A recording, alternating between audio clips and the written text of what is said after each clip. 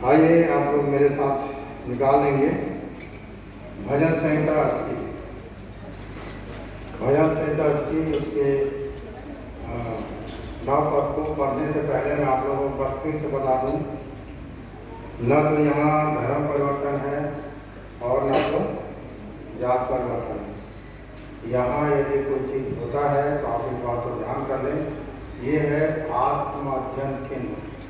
आप अपने विषय में सीखने आते हैं और मैं हूँ कौन, मुझे क्या करना है, मेरे जीवन की कर्तव्य क्या है। ठीक है, तो इसलिए आप यहाँ आते हैं। और एक और बात बता दूँ कि स्वतंत्र हैं, अगर आते हैं तो ठीक है, नहीं आते हैं तो ठीक है, क्योंकि अपना अपना समर्पण है कि हम कहाँ तक परमेश्वर के वचन में पहुँचे, उसके अनुसार हमारे जीवन में परमेश्वर काम करता है। आप किसी प्रकार के कोई बंधन में नहीं है और ना अपने आप को किसी प्रकार के कोई बंधन समझे कि हमारे जीवन में किसी प्रकार की कोई दबाव है। आप स्वतंत्र हैं। ठीक है, तो आप लोग मेरे साथ निकालेंगे भजन संहिता 80 अध्याय उसके 9 पद। तूने उसके लिए स्थान तैयार किया है और उसने जड़ पकड़ी और फैल कर देश को भर दिया। तूने उसके लिए स्थान तैयार किया है। आप लोग इस शास्त्र को पढ़ते हैं और इस बात को पढ़कर जान भी गए हैं कि परमेश्वर अपने लोगों के लिए जगह तैयार किया है। ठीक है, तो इस बात को यहाँ दाऊद अपने भजन में कह रहा है, तूने उसके लिए स्थान तैयार किया है और उसने जड़ पकड़ी और फैल कर देश को भर दिया। ठीक है, जो स्थान हमारे लिए तैयार करता है और यदि हम वहाँ उपस्थित होते हैं तो जड़ की बात आए। जड़ करने से मैं आप लोगों को बता दूं, मैं इफिसियंस 3 उसके 17 पर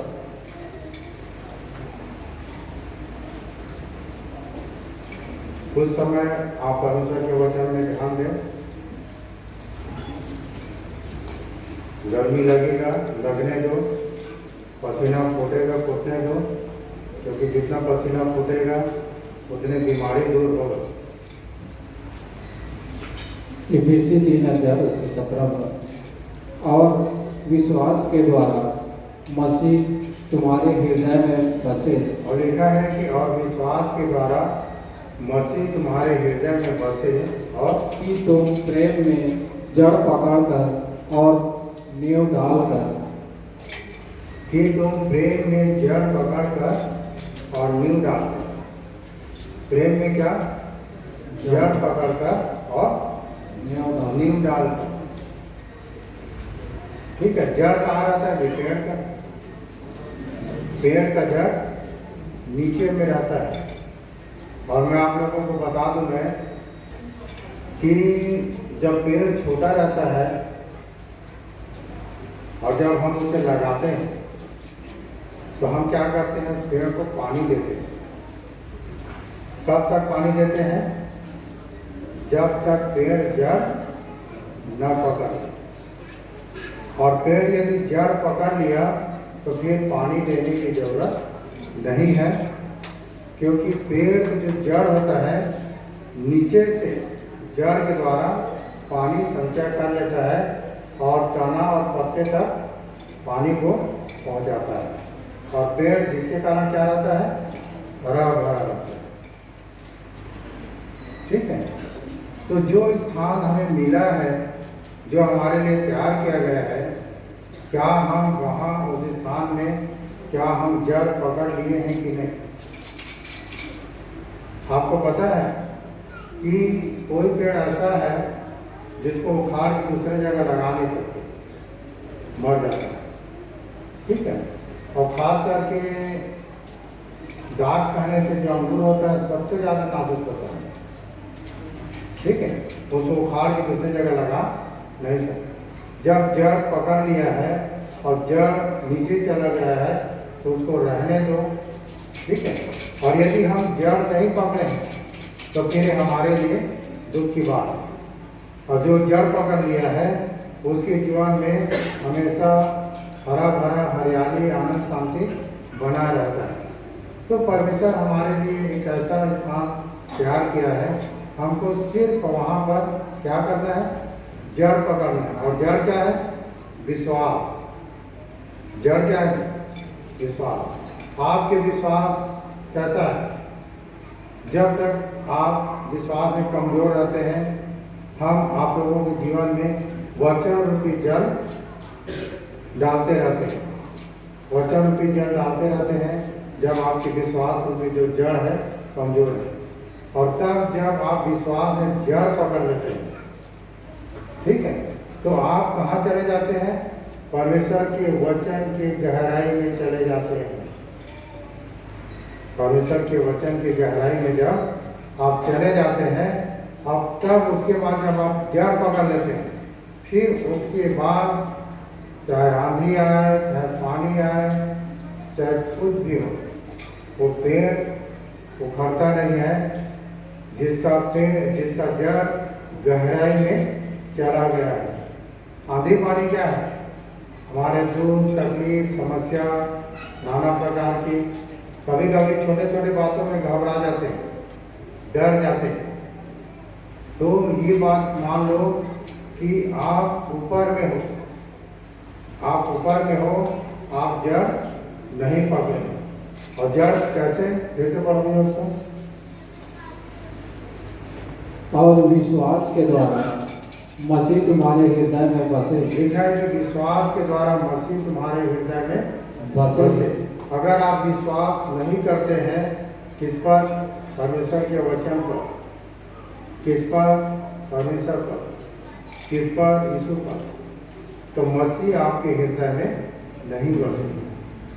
यदि आप वचन, परमेश्वर और यीशु पर विश्वास करते हैं तो मसीह आपके हृदय में बसता है।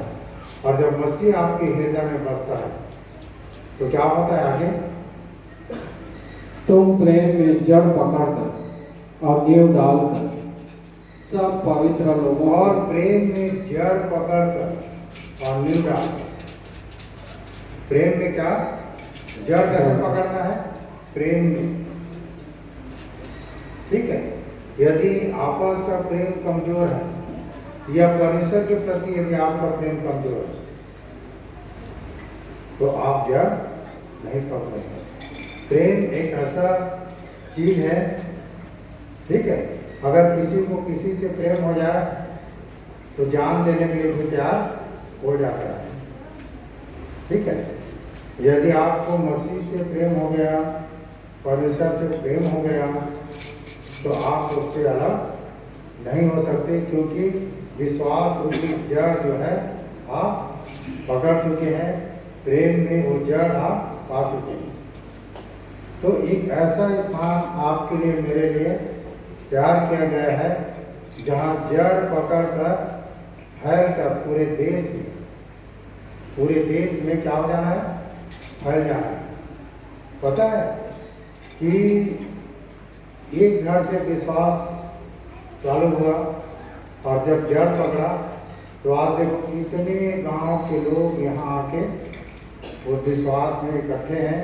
और मैं चाहता हूँ कि सब के सब यदि जड़ पकड़ लेंगे तो मैं तो चाहता हूँ कि कम से कम छत्तीसगढ़ के लोग उद्धार को पा लेंगे। छत्तीसगढ़ के लिए कम से कम अपने बीच के लोगों को उद्धार तक पहुँचा, है ना। आप प्रेम में यदि जड़ पकड़े हैं तो प्रेम कैसा प्रेम है आपको, मैं आपसे या आप लोगों से बात करना चाहता हूँ, आप लोगों को कैसा प्रेम है कि आप बच रहे हो और आप अपने जान पहचान वालों को पर ध्यान नहीं है, ठीक है। एक सच्चे मसीही बनना जैसे कांटों की राह पर चलना, खुद बचना काफी नहीं है, औरों को बचाना होगा। तो बचाने की जब बात कर रहे हैं तो किस चीज़ से बचा रहे हैं?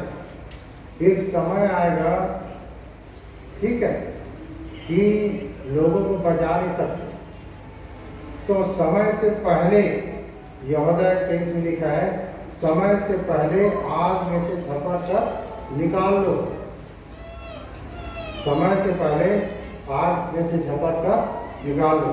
यदि आप अपने माँ बाप से प्रेम करते हैं तो उनको आग में जाने से पहले निकाल लो। यदि आप किसी से यदि प्रेम करते हैं, आपके रिश्ता आता है, फूफा है, मामा है, मौसा है, चाचा है, चाची है, भाई है, बहू है, जो आपके नज़दीकी जो रिलेटिव हो, यदि आप में प्रेम के जड़ पकड़ चुके हैं आप, तो आपका धर्म से क्या बनता है कि मेरे साथ साथ सभी क्या हो, बचाए रहे। उसके लिए क्या करना पड़ेगा जी आपको? उसके लिए आपको परमेश्वर के देखो, फिलिप्पी 1 अध्याय के 27, केवल इतना करो कि तुम्हारा चाल चलन मसीह के सुसमाचार की योग्य हो। केवल इतना करो कि तुम्हारा चाल चलन, मतलब हमारा चाल चलन कैसे हो? मसीह यीशु के सुसमाचार के योग्य हो। मसीह यीशु के सुसमाचार को जानने के लिए आपको मत्ती, मरकुस, लूका, यूहन्ना पढ़ना पड़ेगा।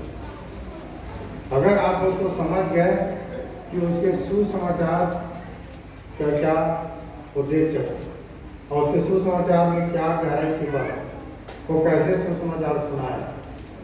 सुसमाचार के मतलब क्या है? अच्छी बातें।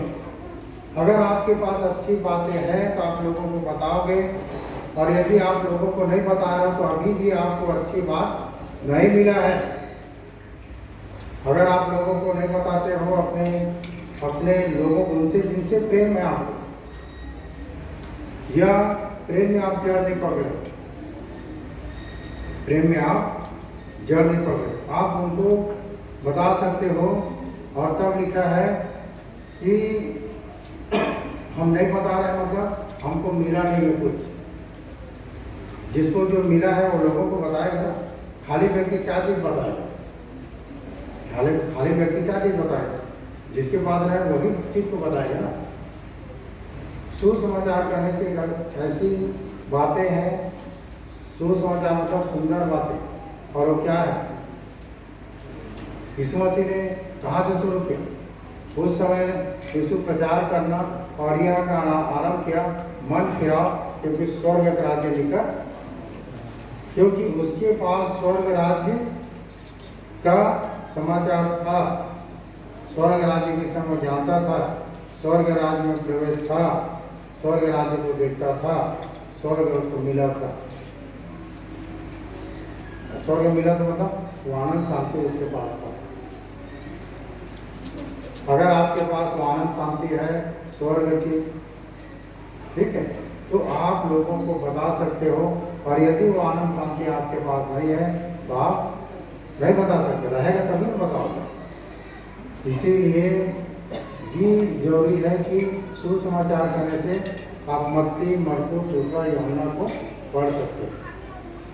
और यहाँ लिखा है फिलिप्पी 1:27 में, केवल इतना करो, केवल इतना करो कि तुम्हारा चाल चलन मसीह यीशु के सुसमाचार के योग्य हो। मैं तो बोलता हूँ कि यीशु प्रचार करके दिखाया, चल के दिखाया लोगों को, यहाँ तक कि काम करके दिखाया। मैं तो आप लोगों को बोलता हूँ कि कुछ नहीं, सिर्फ उसके योग्य चाल चलो, उसके योग्य चाल चलो। मसीह को क्या भाता है वो काम करो, क्या उसको भाता है। आप अपने बोली भाषा को भी आप देखो कि मेरा बोली भाषा पर उसको भाता है कि नहीं भाता, ठीक है, मेरा उठना बैठना उसको भाता है कि नहीं भाता, क्या भाता है ये देखो आप, तभी ये बात समझ में आएगा। पर एक बात समझ में आएगा जब आप मत्ती, मरकुस, लूका, यूहन्ना को पढ़ोगे, तभी ये बातें समझ में आएगा कि मसीह को क्या भाता है और उसके चाल चलन के अनुसार मुझे कैसे चलना है।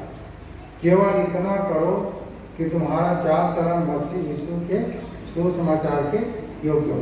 बस उतने करना है। लोग आपको बात करते हैं, मनुष्य का स्वभाव है जो दिखता है, ठीक है, वही लोग सीखते हैं। आप में क्या दिख रहा है जो लोग सीखेंगे। इसीलिए दूसरा कुरिन्थियों 5:17 में क्या लिखा है, यदि कोई मसीह में है वह नई सृष्टि है और पुरानी बातें बीत गई। देखो सब कुछ क्या हो गया। आप अपने अंदर के भावों को देखो, बाहरी के भावों को देखो कि कोई पुराना चीज तो नहीं रह गया आपके अंदर। अगर कोई पुराना चीज है तो आप नई सृष्टि नहीं हो। और यदि आप नई सृष्टि हो तो आप लोगों को बोल सकते हो, देखो मैं क्या हूँ, नया हूँ। और लोग देखेंगे, लोग वाच करते हैं, देखते हैं आपके उठना बैठना चलना बातचीत सब। हम लोग कहीं जाते हैं तो उन्हीं के जैसे हो जाते हैं। मैं जाता हूँ तो मुझे दुख लगता है।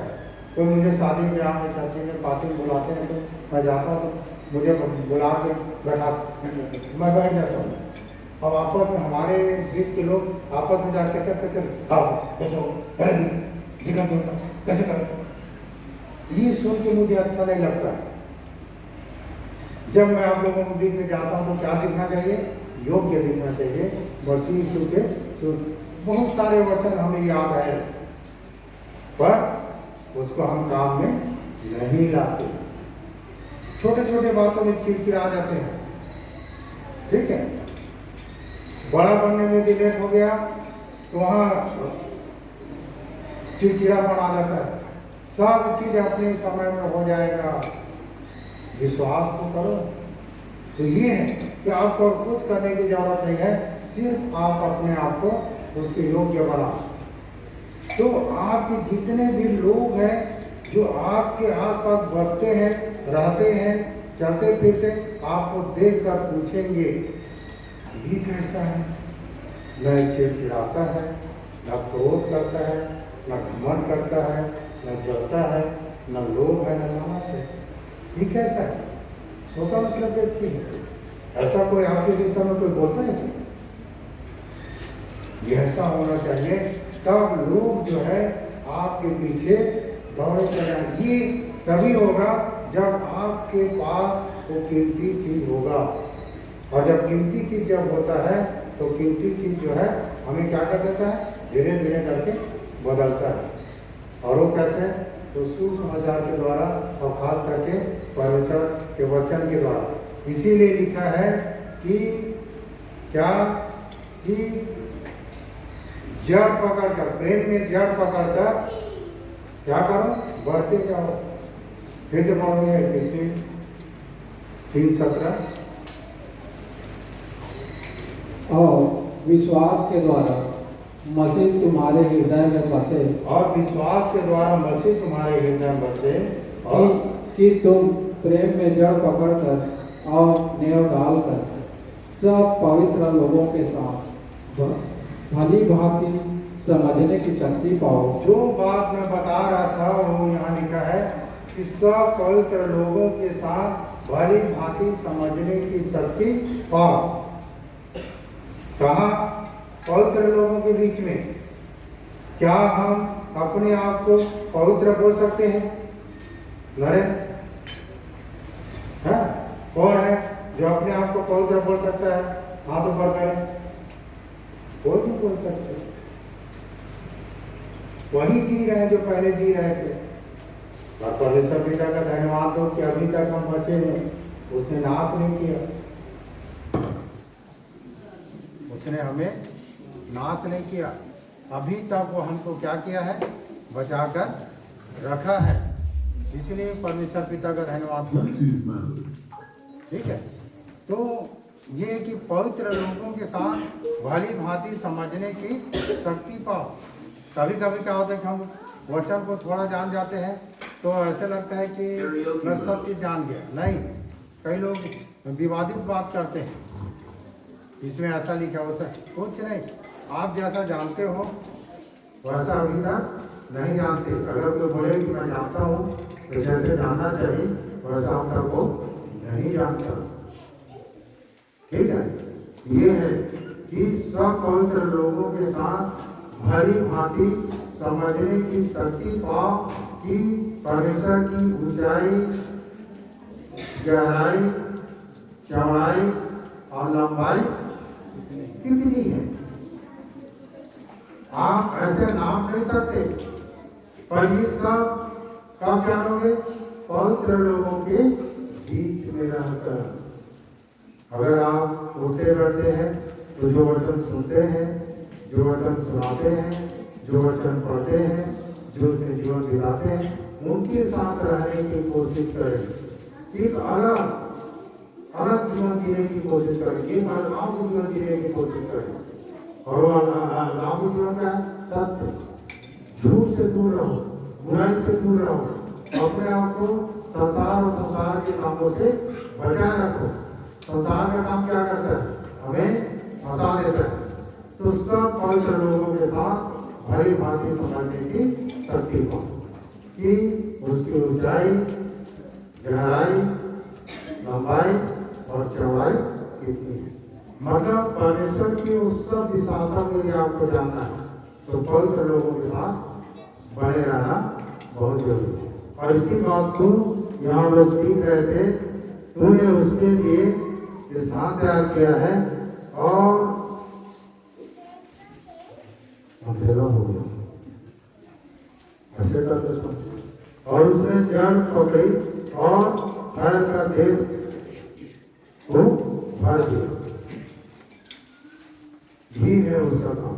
जड़ पकड़ना जरूरी है। कौन सा जड़? प्रेम। और प्रेम जो है सब आगे क्या कर लेता है? सह लेता है, अनरीति नहीं चलता, अपनी भलाई नहीं चाहता, बड़ाई नहीं मारता, बोलता नहीं है। ये तो ये सब बातें हम कब सीखेंगे? जब हम बड़े रहेंगे। कहाँ? पवित्र लोगों के बीच में बड़ी बातें समझने की शक्ति पाएंगे। आपको पता है एक चीज मैं और बता दूं, इससे भी आप लोगों को चौकन्ना रहने की जरूरत है। पहला तीमुथियुस 6 अध्याय उसके 10 क्या लिखा है? क्योंकि रुपये का लोभ सब प्रकार की बुराइयों की जड़ है। हाँ, एक जड़ है। ठीक है, एक जड़ क्या सीख रहे थे हम लोग? प्रेम में जड़ पकड़कर, विश्वास में जड़ पकड़कर। ठीक है, और यहाँ लिखा है क्योंकि रुपये का लोभ सब प्रकार की बुराइयों की जड़ है। आपको पता है नीति वचन 10:22 में लिखा है कि जो धन यहोवा के आशीष से मिलता है वह उसमें दुख नहीं मिलाता। यदि धन अगर आपको मिल रहा है और धन में यदि आपको दुख मिल रहा है तो आप प्रार्थना करें कि धन आपको कैसे मिल रहा है। धन कमाने की जब बात आता है तो कैसे आता है? किसी को 5 करोड़ मिला, किसी को 2 और किसी को 1, उसके सामर्थ्य अनुसार। 5 वाले ने 5 और कमाया, 2 वाले ने 2 और कमाया। 1 मिला तो उसने क्या किया? जमीन में गाड़ दिया। जमीन क्या है? ये है हमारा शरीर, यहाँ छिपा दिया। ठीक है, तो रुपये का लोभ सब प्रकार की बुराइयों का जड़ है। और पता है आप पढ़ोगे यहेजकेल 28:16 में तो लिखा है लेन देन के बहुतायत के कारण तो उपद्रव से भर कर क्या हो गया? पापी हो गया। मतलब पैसा के लिए, झूठ बोलने के लिए क्या है? हाँ, इधर उधर करने के बजाय इसके तो फिर इसके साथ, इसके तो फिर उसके साथ, पर पैसा मिलना। और पैसा मिलने के बाद बोलते हैं कि पैसा में कैसे, पैसा तो पैसा कैसे पाप है, पर वो पैसा आया, वो आने का जो तरीका है वो कैसे आया उसको ध्यान रखते हैं। या कोई भी चीज़, अगर पैसे की बात नहीं, जो धन की जब बात करता है, हाँ पैसा एक धन होता है, धन बहुत सारी चीज़ हो जाता है, वो आने की जो तरीका है उस पर आप ध्यान करें। और यहाँ पर लिखा है क्योंकि रुपये का लोभ सब प्रकार की बुराइयों की जड़, जिससे प्राप्त करने का प्रयत्न करते हुए कितनों ने विश्वास से भटक कर अपने आप को नाना प्रकार के दुखों से छलनी मतलब छलनी क्या रहते, छलनी देखे ना, चलनी जो धान को चालते हैं, चावल को चालते हैं, चलनी जिसमें छेद रहता है, ठीक है, चाले को नहीं चाले धान को, कहने का मतलब है कि दूध की छलनी, मतलब इतना दुख है कि जितना भी कमाओ हिला दो के सब गिर गया, कुछ बच नहीं रहा, इतना दुखों की छलनी, ठीक है, समझा, जितना उसमें डालो और ऐसे करके घुमा दो और सब जो है झड़ गया, दुखों की छलनी, ठीक है। ये कैसे दुख बढ़ जाता है, इसका कारण ये है विश्वास से भटक कर अपने आप को नाना प्रकार के दुखों से छलनी बना लिया है।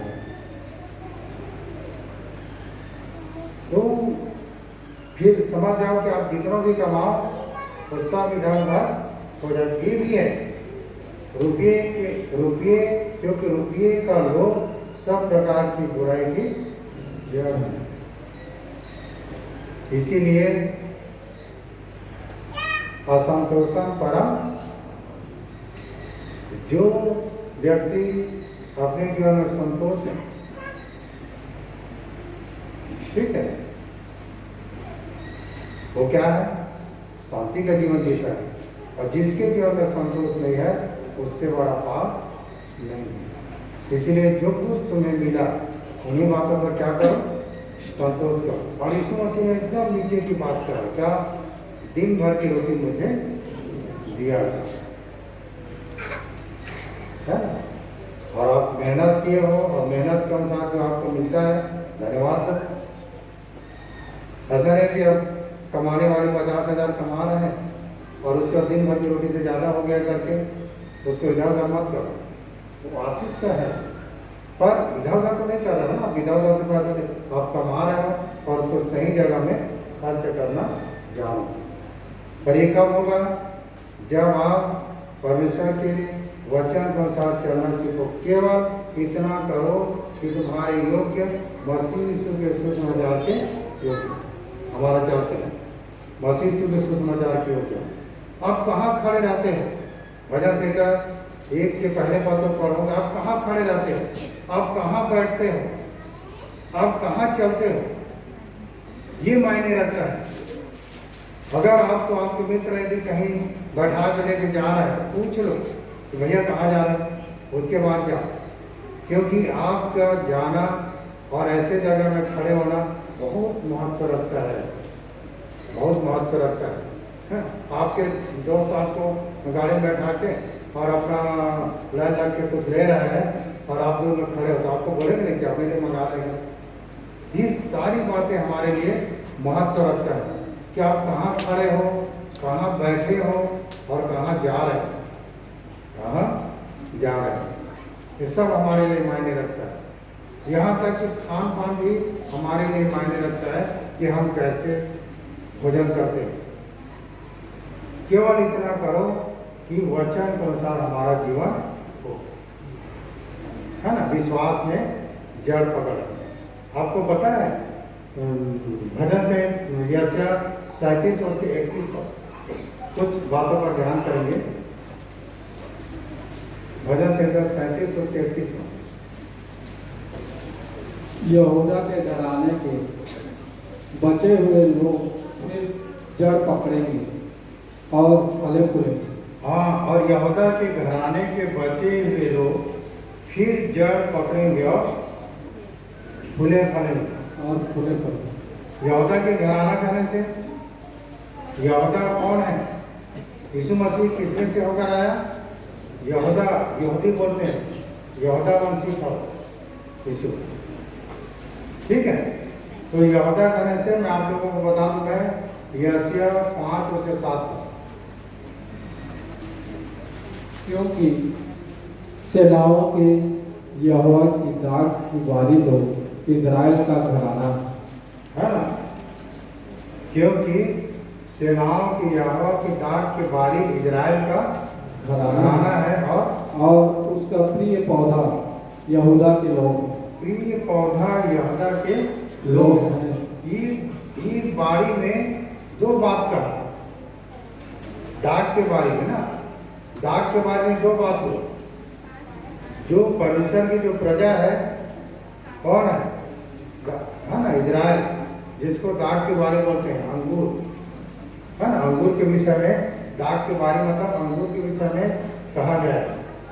अंगूर को देखे हो कैसे फलता है, देखे नहीं पाके खरीदे तो हो ना, बंद करे ना गुच्छा गुच्छा, जब वो फलते रहेगा।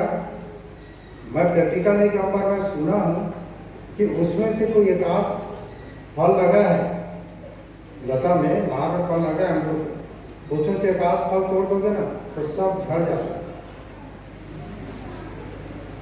समझ रहे ना, गुच्छा गुच्छा, मतलब बोलते हैं इजरायली लोग कैसे आते हैं? ग्रुप में। हम लोग कैसे आते हैं?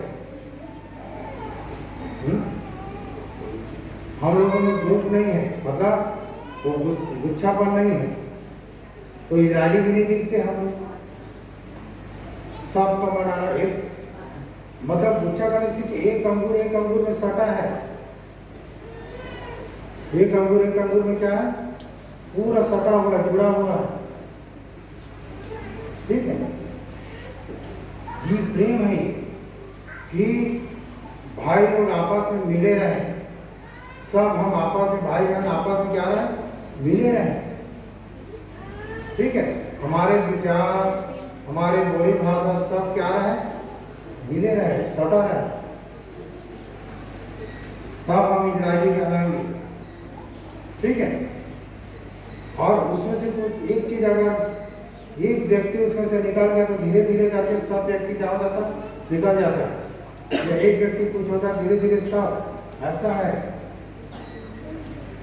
ठीक है, तो लिखा है दाग के बारी इजराइल का घराना है और उसमें से मनभाव पौधे यहूदा के लोग हैं। तो दाग के बारी में कोई पौधा यदि मनभाव हो गया वो यहूदा है। यहाँ पर जितने लोग आप बैठे हुए हो, ठीक है, जितने लोग बैठे हुए उसमें से किसी को परमेश्वर मनभाव बना लेता है, उसके मन में भा जाता है, तो यहूदी लोग हैं। यहूदी कहने कहीं नहीं मिलेगा आपको। यहूदी एक जाति है, इजरायली एक जाति है। ठीक है, पर यहाँ इजराइल कहने से शुद्ध मन वाले लोग, इजराइल कहने से शुद्ध मन के लोग। अब आप लोग देख लो, अगर बोलते हो तो मैं इजरायली हूँ, तो आप अपने आप को देख लो कि आपके मन शुद्ध है कि नहीं। और जब मन शुद्ध है तो आप ग्रुप में हो, गुच्छे में हो। और मन शुद्ध नहीं है तो आप गुच्छे में नहीं हो, है ना। किसी के पहनावा बढ़ाव दे के मुँह ऐसे कर कहाँ मन शुद्ध है? अपने आप को मन से अच्छा दिख रहा हूँ, मन कहाँ शुद्ध है? सारे चीज़ों में आपको देखना है, आपके देखने का नजरिया, बोलने का नजरिया, उठने बैठने चलने फिरने, सारा नजरिया आपकी शुद्धता से चालू होता है। यदि आप शुद्ध हो तो आप इजराइल हो, और उसमें इजराइल में भी यदि आप परमेश्वर को भा गए, मनभाव हो गए, तो आप यहूदा बन गए। आप क्या बन गए? यहूदा बन गए। और यहाँ पर लिखा है ना, क्या लिखा? और यहूदा के घराने के बचे हुए लोग फिर जड़ पकड़ेंगे और फूले फलेंगे। यहूदा के घराने को यदि बचे हैं तो फिर से जड़ पकड़ेंगे और फूले फलेंगे, मतलब आगे बढ़ेंगे। और इजराइल के विषय में लिखा है यशायाह 27:6। भविष्य में याकूब जड़ पकड़ेगा भविष्य में याकूब जड़ पकड़ेगा और इजराइल फूले फलेगा और उसके फलों से जगह भर जाएगा। याकूब कहने से याकूब का नाम इजराइल पर परमेश्वर ने याकूब को कहा कि अब से तेरा नाम इजराइल होगा। इजराइल कहने से शुद्ध मन वाला, ठीक है। और लिखा है इजराइल फूले फलेगा और उसके फलों से जगह भर जाएगा। जगत कहने से मनुष्य, और उसके फलों से क्या हो जाएगा? भर जाएगा। और फल क्या है? आत्मा का फल प्रेम, और प्रेम में जड़ पकड़, प्रेम, आनंद, शांति, धीरज, जो भी है, पर विश्वास है ना, प्रेम और विश्वास में जड़ पकड़। आपको कोई अगर जड़ पकड़ लिए हो तो बीमारी, अकाल, तलवार, लड़ाई झगड़ा, नाना प्रकार के काम आपको परमेश्वर के अलग नहीं कर सकता अगर जड़ पकड़ लिए तो। यदि आपका जड़ ऊपर में है, ठीक है, तो एक बरोड़ा आएगा, उसके बाद उसके साथ ऊपर जाओगे और ले जाओगे तो उन्हें पता चलेगा, उसे आप पता नहीं कैसे गिरे, ठीक है। ये है, पर जब जड़ पकड़ लिए हो तो कुछ भी नहीं हो सकता आपके साथ, क्योंकि आप स्थिर हो। आपके लिए एक ऐसा स्थान क्या किया है, और उसने जड़ पकड़ी और फैलकर देश को भर दिया।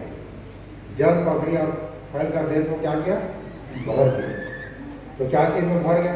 सारे लोग आपस में प्रेम में भर गए, विश्वास में भर गए, मेल मिलाप में भर गए, ठीक है। पवित्र लोगों के साथ एक साथ होकर पवित्रता में भर गए, शुद्धता में भर गए, ठीक है। ये है परमेश्वर का काम। चलिए 11 बज गया, फिर हम आने वाले समय में सीखेंगे। जो बातें आप सीखते हो उस पर ध्यान करो, इतने नहीं और आगे बढ़ो कि और क्या क्या चीज़ हम इसमें सीख सकते हैं और क्या हमें परमेश्वर की आत्मा सिखा सकते हैं, ठीक है। यीशु को देखो तो उसने कैसा प्रेम किया कि हमारे लिए अपना जान क्रूस में दे दिया, हमारे लिए लहू बहा दिया, हमारे लिए 153 कोड़ा मार खा गया, बोला कुछ। अब हमको देखो कोई एक आध मतलब चाटा लगा दे तो पूरा खानदान गिन देंगे। तो मारने वाले से भी प्रेम होना चाहिए, जो आपको मारता है उसके प्रति भी प्रेम होना चाहिए कि चलो कोई बात नहीं, आज ये मुझे मार दिया है या मार दी है तो कल ये बच जाएगा, सहजा उसको बचाने के लिए, ठीक है। उसने एक मारा, हम पकड़ कर तो गोदरी पिटान कूद दिए, अब घर में आप घुटना टेक के बोले प्रभु क्षमा कर, गलती हो गई। नहीं, आप क्यों ऐसा गलती कर रहे हो? आपको सहना है, प्रेम जो है सब बातें सह लेता है। यीशु को देखो, हमारे अधर्म को लेकर क्रूस पर चढ़ गया और बलिदान हो गया। और शैतान को कहाँ हराया उसने? क्रूस में। और क्रूस करने से वो जो जगह है जहाँ आप शैतान को हरा सकते हैं, क्रूस की जो मार्ग है, और वह दुख। अगर आप जितना दुख झेलते हो झेलो, क्योंकि वही शैतान हरता है। आयु को दुख दिया ना, और आयु के द्वारा शैतान हार गया, ठीक है। ये होता है, आप जितना दुख झेलते हो उससे मिले कि मुझे शैतान को हराना है, ठीक है। प्रभु हमें